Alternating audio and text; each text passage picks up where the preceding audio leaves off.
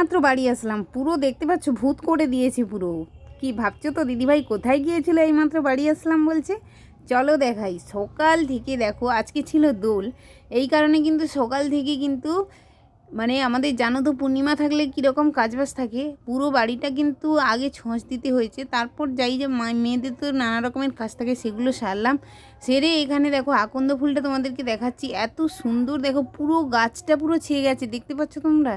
একটু লক্ষ্য করে দেখো, এত সুন্দর লাগছে। আমি ভাবলাম আমার বন্ধুদের সঙ্গে একটু শেয়ার করি। প্ল্যান করে চলে এলাম দেখো ঠাকুরের জন্য একটু ফুল তুলতে, কেন কি আজকের তো যেহেতু দোল, কেউ কি শুনবে, রং তো সবাই দেবে, সেই কারণে ভাবলাম তাহলে এই কাজগুলো আগে সেরে নেওয়া যাক। কেন কি এখানে প্রত্যেক বছর দোল উৎসবে কিন্তু এই যে আমাদের গোপালজি আর রাধাকৃষ্ণ দুটো ঠাকুরকে নিয়ে এসে কিন্তু এখানে পুজো করা হয়, আর রাত্রে কিন্তু অন্নপ্রসাদ খাওয়ানো হয়। অনেকেই প্রায় 200-300-র কাছাকাছি লোক কিন্তু খায়।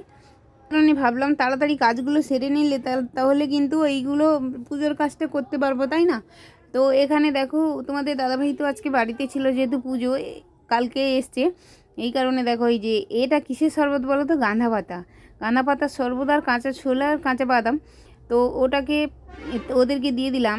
শুধু ওইটা দিলে হবে? ওইটা খেয়েই বলছি চা করো, তো চা দিলাম। চা খেয়ে আলু ভাজা মুড়ি দিয়েছিলাম, ওরা খেয়ে দিয়ে কিন্তু যে যার, আমাদের এখানে একটা হুলি হয়, বড় হুলি, বকুল ডালা কেটে নিয়ে এসে কিন্তু মানে তোমরা যদি দেখো খুব অবাক হবে যে এত বড় হুলি হয়। তো তোমাদেরকে পুরোটাই আমি আজকে দেখাবো। এটা হচ্ছে হরিণপাটের মন্দির।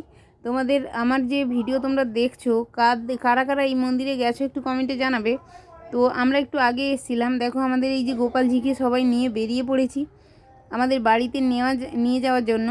তো বাড়ি প্রায় চলে এলাম, ওখানে তো পুজো হয়ে গেছে। এই যে হুলি দেখো, পূর্ণিমার চাঁদটা উঠেছে, দেখতে পাচ্ছ কত সুন্দর। আমি তো এটা তাড়াতাড়ি করে দিয়েছি, আরও কিন্তু খুব সুন্দর। তারপরে এই যে রাত্রে দেখো মৎস্য সবাই খেতে বসে গেছে, লাইনটা শুধু দেখো পুরো ঢালাই রাস্তা জুড়ে। মানে আমি ছাদ থেকে ভিডিওটা করছিলাম যে এত সুন্দর লাগছে, কারণে ভাবলাম একটু বন্ধুদের সঙ্গে শেয়ার করি, এই জিনিসগুলো সত্যি স্মৃতি হয়ে থেকে যাবে।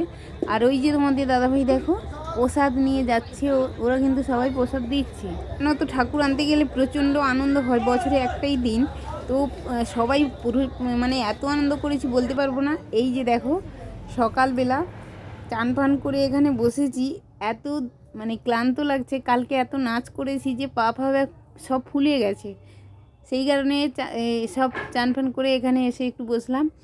আর এই যে কিছু ব্লাউজের ডিজাইন ছিল তোমাদের সঙ্গে শেয়ার করলাম। আর কাদের কাদের আমাদের মতো এইরকম দোল উৎসবে তোমাদের ওখানে অনুষ্ঠান হয় একটু কমেন্টে জানাবে। আমাদের এখানে প্রত্যেক বছর কিন্তু এইভাবে অনুষ্ঠান হয়, আর রাত্রে কিন্তু প্রসাদ খাওয়ানো হয়। আমি তোমাদেরকে বলছিলাম যে 200-300 কিন্তু প্রচুর মানুষ আরও আসে। আর একটা জিনিস কি বলো তো, আজকে দোল কিন্তু তবুও মানে এত কাস্টমারের চাপ, 4 পিস ব্লাউজ, 2টো চুড়িদার আজকে দেওয়ার কথা ছিল, কিন্তু ভাবলাম যে এদিকে পুজো ঠাকুর আনতে যাব না এদিকে লোকের কাজ ছাড়বো, এই ভেবে ভেবে তোমাদের দাদাভাই তো প্রচণ্ড রেগে গেছে, আজকের দিনে কেন কাজ রেখেছো বলো। কিন্তু দেখো আমরা যারা কাজ করি, এটা হচ্ছে না নেবে বললেও ওরা কিন্তু জোর জবরদস্তি দিতেই হবে, তাই না? এরকম হয়ে যায়, রাখবো না ভাবি কিন্তু রাখতেই হয়, তাই না? চলো যাই হোক, ভিডিওটা অনেক বড় হয়ে গেল। সবাই ভালো থেকো, সুস্থ থেকো, আর নিত্য নতুন ভিডিও পেতে অবশ্যই চ্যানেলটিকে ফলো করে পাশে থেকো। তোমরা যারা অনেকেই কমেন্ট করছো দিদিভাই মানে 40 সাইজের ব্লাউজটা একটু ভালো করে দেখাও, আরও অনেকের অনেক কিছু কমেন্টস অবশ্যই দেবো।